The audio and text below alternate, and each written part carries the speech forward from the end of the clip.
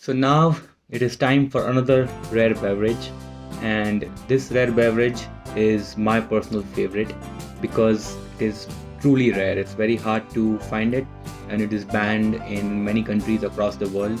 That is why whenever I see it, I don't think twice and I buy it. So this is Absinthe. Some of you may have heard of it. It's a very infamous drink. Vicente van Gogh, the famous painter, is believed to be chopped his ear off after drinking too much of absinthe. So why is it banned? So let me tell you the two reasons why it is banned. First of all, it contains wormwood amongst other herbs, spices, roots and grasses. Now wormwood, it is supposed, like people say or scientists claim and experts say, that wormwood has hallucinogenic properties, which means it gives you, like, it's like, having drugs. So I don't know, maybe cocaine or weed or hash, I don't know how they qualify the drugs, but it is supposed to have the same qualities as drugs, which is why it is banned in many countries. The other reason why it was banned is actually quite historic and quite significant, and this is the one that I like to believe in. So there was a brief period in the late 19th, early 20th century when most French grape harvest went haywire. This meant that France was suddenly out of good grapes. Now for France, wine is essential.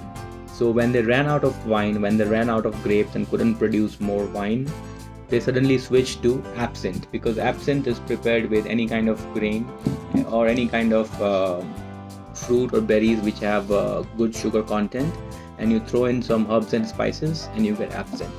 So France suddenly fell in love with absinthe, and this was the absinthe era, where everybody from the poet to the pauper to the prince, they all drank absinthe.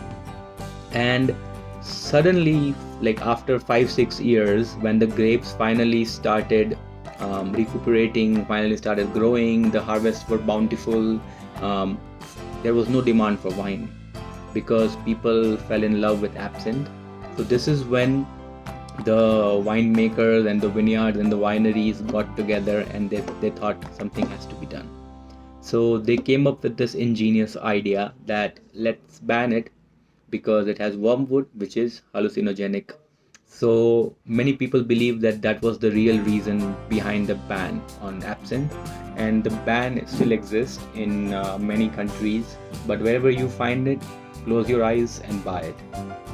Now the traditional way of drinking it is like you take a cup, you take a glass, you put it, there's a special absinthe spoon, or if you don't have the absinthe spoon, any spoon with some holes in it, you place it on top of the glass, then you put a sugar cube, and then you pour the absinthe on the sugar cube, and the absinthe goes through to the glass.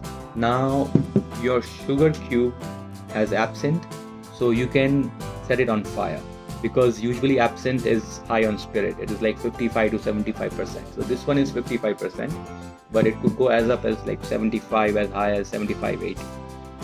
So now you have this, and you have the spoon and the sugar cube. So you light the cube, yeah, and when you light the cube, it catches proper fire, and then you put the lit sugar cube in the drink, and then you mix it. And when you mix it, you would see these green flames. This is what the French used to call the green fairy.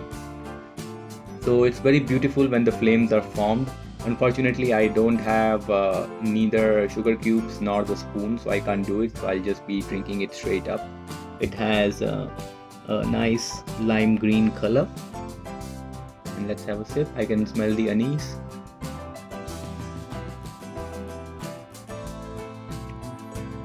Oh, it's actually very good, because I found another one that I had bought before, but I thought I'll give a new one a try. So this one was around $10, so 750, 800 rupees, but it's really good.